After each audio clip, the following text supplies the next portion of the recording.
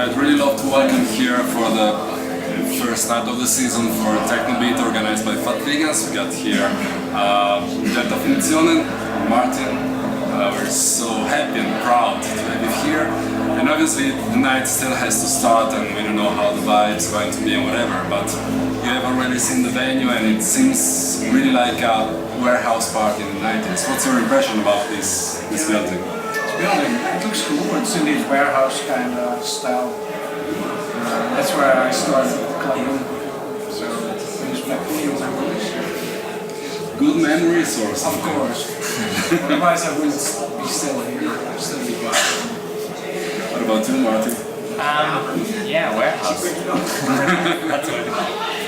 I mean, in a warehouse, it can always go two ways, basically. You know, I've had some really terrible warehouse parties. I have some really amazing ones. You know, so it's looking good. What was the worst thing that ever happened in a warehouse parties where you were DJing or just attending as a crowd? I don't know. I think there used to be like an old pharmaceutical factory in the Netherlands where I grew up, and that was in the sort of early 90s, and it was basically, you know, during every night it was still sort of a pharmaceutical affair, and it was pretty bad. So there's some grim scenes in there in the 90s. Well, it's quite interesting the fact that you both come in from the Netherlands, but maybe your musical backgrounds are a little bit different, because just today I was checking out the web for your bios and stuff, and I saw the address of your MySpace, which is still Martyn DMB. I guess it stands for Martyn Drum and Bass. So I know your roots are based in drum and bass, and maybe for you it's different. Can you tell us something about your musical roots? Well, I mean, I don't know if it's that different, because I guess we both, well, at least I started clubbing to, you know, Chicago house and Detroit techno, basically Detroit techno for me, and it was just that in drum and bass was the first music genre where I actually started, you know, contributing and making music and doing events and DJing and stuff like that. But I mean, as for the music that really influenced me, I think it's kind of the same. And a lot of sort of what they call intelligent dance music, or IDM, like the early warp stuff. That's kind of what no, not EDM, IDM. Small difference. Yeah. So I don't know. I mean, is that kind of the same, or? Kind of. Yeah, I'm just maybe more into English kind of techno. Some different generation, maybe a bit. But later on it became more Detroit techno, Chicago house. Now it's all the sub-genres. Yeah, that was where I come from. When you started to DJ, were you already in the mood like we're going to be professionals, that this is going to be our everyday job, or did it come as a surprise? Well, I started because, I basically started doing events. So I was the promoter that, you know, put the night on. One of those promoters trying to DJ every time. Exactly, because, I mean, basically the very first nights we didn't book any DJs because we didn't have money to book DJs, so it was basically just me playing and the other promoter playing, you know, and so that's how we started DJing. It was really out of a necessity to have some music. To fill some gaps. Yeah. And usually I did like warm-up slots for maybe the first 2 years or something. And, you know, then I got invited to like friends' parties to play there, and you know, and then from there on it sort of snowballed to where we are now. What about you, Niels? I wasn't into DJing at all. I was more producing. All of a sudden I had a release and I got a lot of requests. It became my job. I was always pretty critical to DJ friends and always knew better. So yeah, it's a good way to choose this path. But yeah, it just happened. There was no plan. Was there any special turning points when you suddenly realized that this game was going to be serious? Yeah, when the amount of gigs is so high that you cannot focus on your job anymore, on your studies, and you see that you can make an income out of it. time. It became obvious that okay, this is going to be my job. I don't know how to do it, at least for now. It works. Yeah. What about you? I think when I did my first record, you know, because I was DJing for a long time and then started making music, and I think when the first record came out, we went to London. And it was like we did a radio show on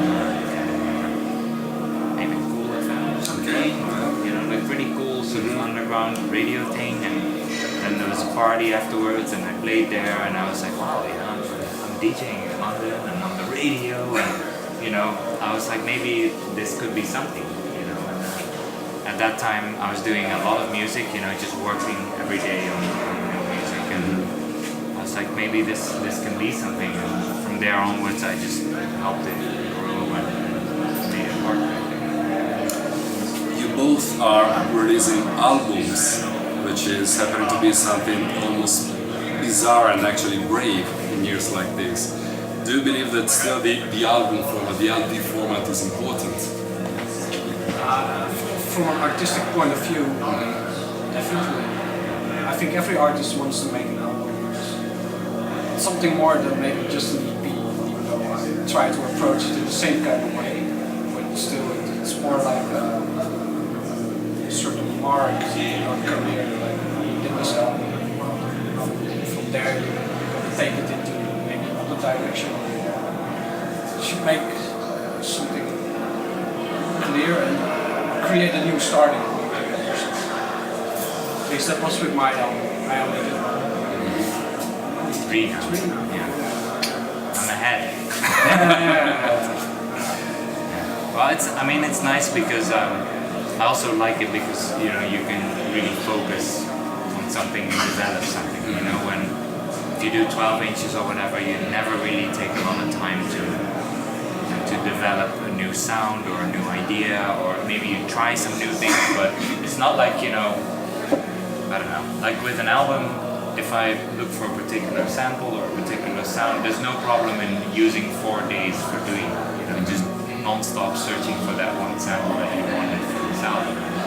You know, for a 12 inch I would never take so much time, you know, you would just sort of make the tracks and you do a couple and then you pick the 2 best ones and that's your 12 inch. And it's done. Yeah, and I like that idea to sort of have 6 months or 8 months or whatever to really focus from beginning to end to this one project and really sculpt it. As you know, you always start with like 4 tracks, 5 tracks, I guess. That's usually the basis, and then you start building, seeing where you can take it. So that's what I like about albums. That every time you do one, you provide like a new sort of roadmap. Like, okay, now I'm in this direction. This is what I've done. You know, and it's cool because, you know, that's how people perceive it as well. You know, when they ask about albums, they're always like, how does your new album sound? You know, and that means that they're interested to see what direction you're going. So it's not going to die as a format. Well, I mean, artistically, no. You know, it's obviously the commercial success of it is a bit different. But even then, I mean, maybe, you know, people always look at just the sales, you know, and saying that, well, you know, the sales are down, there's not much value in an album. But if you look, for instance, at, you know, the gigs we play, or, you know, the festivals we play, or other, you know, tours or whatever, it counts that you do albums. You know, there's so many people that don't do albums, they're just sort of single artists. And you know, I know promoters take it more seriously. Oh yeah, yeah. Especially on like a higher level, if you go to festivals and stuff. I mean, if you don't do albums, basically, then you are asked once because you have like a good single or whatever, a hit single, but then not anymore. But if you do albums, you know, you get asked again and again, and you build a different career, sort of on a different level. So I think, you know, so it's not just, you know, album sales. There's much more to it. How hard was it to escape from the dubstep label that was applied to you? Not really hard, because I mean, I'm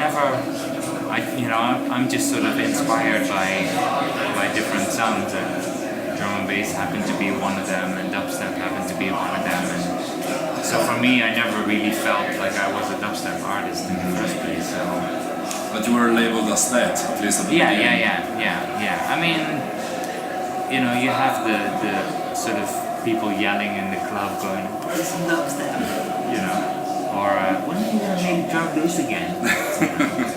But I mean, that's because people. I always see it as a sort of a weird compliment because people obviously enjoy that music and want to hear more of it, you know. But I don't know. That's not really my task to make what I've already made. You know, every time you make something, you want to make something that's a little step further, step to the side. You know? So, but yeah, the label, it never really bothered me as much. I think people make it a much bigger deal than it actually is. Like in the real world, no one knows who does that. So it doesn't matter. And Niels, I'm glad to ask you why there is this ongoing fascination, Dutch fascination for Italo disco. It's really unexplainable in a way. I don't know, it was quite popular during the 80s as well. And radio station played it, but it was more around The Hague, I believe. And yeah, with the whole scene around Cream and Bunker, they brought it a bit back a few years ago. It's with all music, it has its revival moments. I don't know, I just like it because I like analog drum computers, synthesizers, and it's the sounds and the way it's mixed. It is really pleasing my ears. It's funny sometimes. I think IF is a huge name in. That's it. Yeah, it's for sure the main reference. But to which extent there's something Dutch in your musical soul, if there is anything that's properly Dutch? I think we try to make music a bit open, but still serious. There's this serious approach in a way, but there's also fun element. I call it serious fun or something.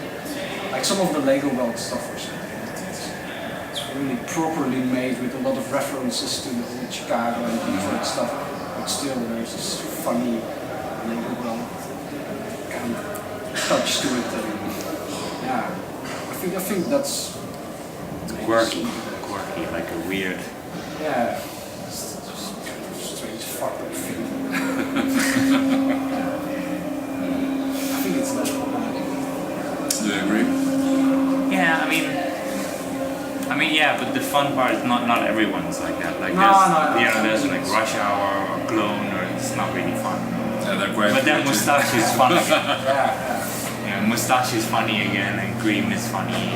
So yeah, I don't know. But I do think that almost all of the Dutch stuff is very.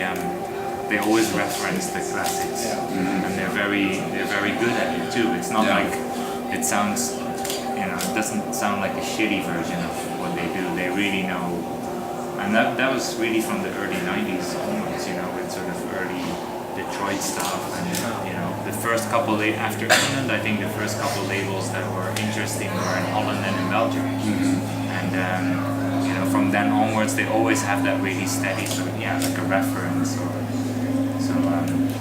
But I don't know if it's a Dutch sound because there's so much going on at the moment. So many different people doing things. Talking about bizarre things, one of the most bizarre things I've ever heard is a story that a DJ and producer is moving from Europe to the United States, which is The wrong way. Was that the wrong definitely way the wrong way. And that's something, people may do not know that, but Martyn has moved from Europe to Washington, to the United States. For personal reasons, but musically speaking, that was really hard to do, I guess. It wasn't so bad because we grew up in Eindhoven, and it was sort of, that wasn't really the center of everything in Holland anyway, So electronic music started. Yeah, that's true. There is a lot of history, but I never really felt like it was very important to live in the center of what's going on. I never really wanted to move to Berlin or to London or to Amsterdam. So for me, it wasn't really that much of a big deal mean, and basically with the traveling now, I guess I come in Amsterdam almost as much as I did when I lived in Eindhoven, you know, because and I like to be sort of outside of things, you know, because if you're, for instance, if I would move to London, I'm too afraid my music would sound like everyone else. I'd rather just go to London for a couple of days and just sort of suck up all the influences and all the cool things that are going on, and then just go out, get out of there, and then go back to my own little, you know, my little hut where I have my own stuff and just make music sort of independent of everything else. And I hope at least that you can also hear it in the music, that it doesn't sound as much like a certain style or what's coming from trendy. That particular city starting with a P. What about you? Do you love to live in the center of things? It's not really what drew me to Berlin. It's obviously nice to have the possibility to go out whenever you want and hear a lot of cutting edge artists, because it's not quite often that you can hear it in European cities, I would say. So in that way it's a luxury position, but I tend not to be too influenced by the city or what is going on in the city. Even in Berlin, so many things are happening. It's also a bit of mindset, I think. Just try to follow my own path. Don't go in the directions which are before. But the question is, why do Dutch artists all move to other countries? Because that is a trend. There's more and more Dutch people that move away from Holland. Are we going into politics now?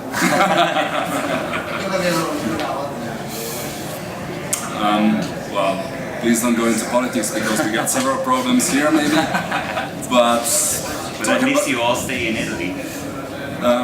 Yes, maybe. No, there's a bunch of people moving to Berlin actually. But talking about Italy, what are your experiences so far with our country? You've played here several times, you both. It's crazy crowds. I really like to go to Italy. Still different experiences. Sometimes you play for a bit younger crowd, sometimes a bit older. So these are differences, of course. I'd say the energy is always pretty good in the crowd. It's something I really like when I'm DJing. Did you have the same luck? Yeah. And food. Food is important. Football is important. Definitely.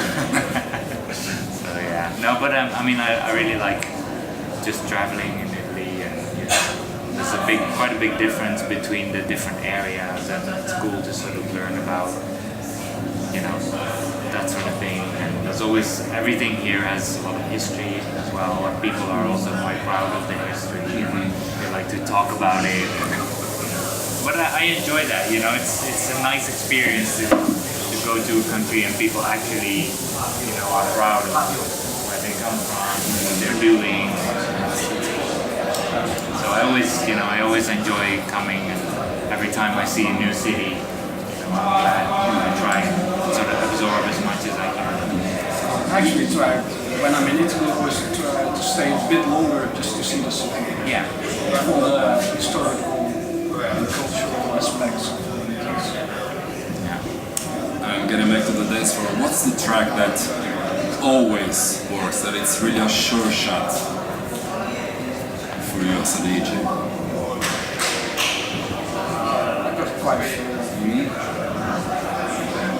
Say something from nature, like these tracks.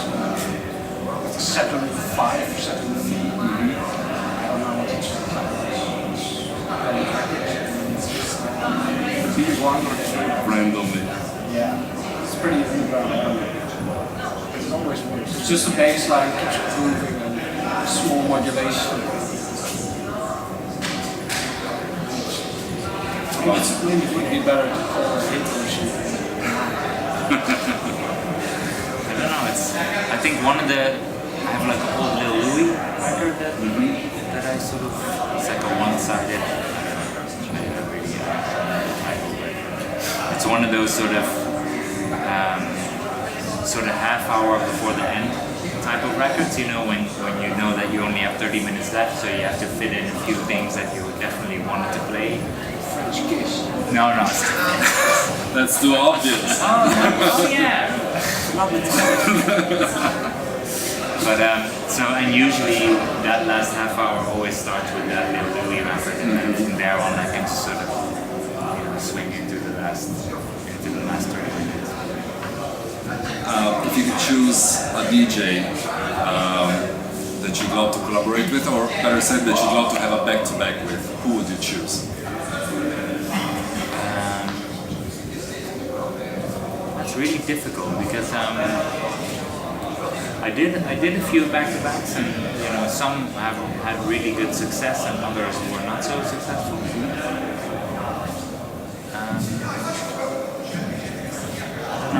Do you have any? It's hard to say. I could name my favorite DJ, but I would never be able to back-to-back. No. So that's I don't know. I did a few with Morphosis. That went always pretty nice. For short sets, I don't know. It depends on the moment. Hard to say. Because I'm almost Italian, by the way, because it's lived here for so many years. Yeah.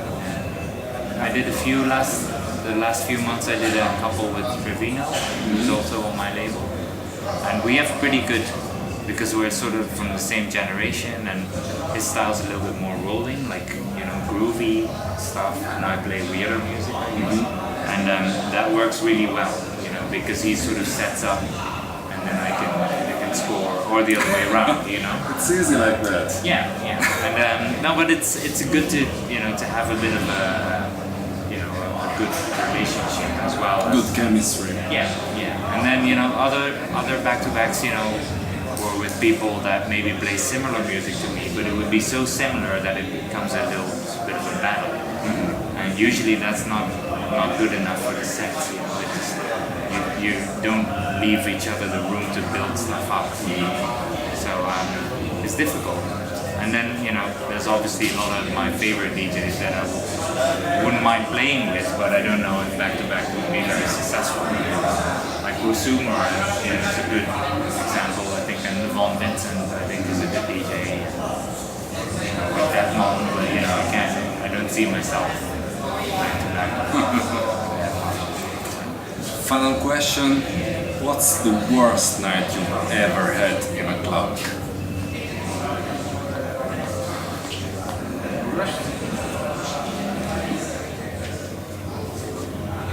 You don't get paid, you get booed by the crowd, the gear doesn't work. I once said that people were throwing some stuff at me, some glasses. I was actually okay. I mean, something's happening, so I was okay. I mean, the half of the crowd really enjoyed it, and some of us were just too drunk, so I'm okay. I was like, throw some more. Don't miss me, so. Maybe that was it. The worst was when it was badly promoted and there were only 7 people. That happens. But I just don't like when it happens.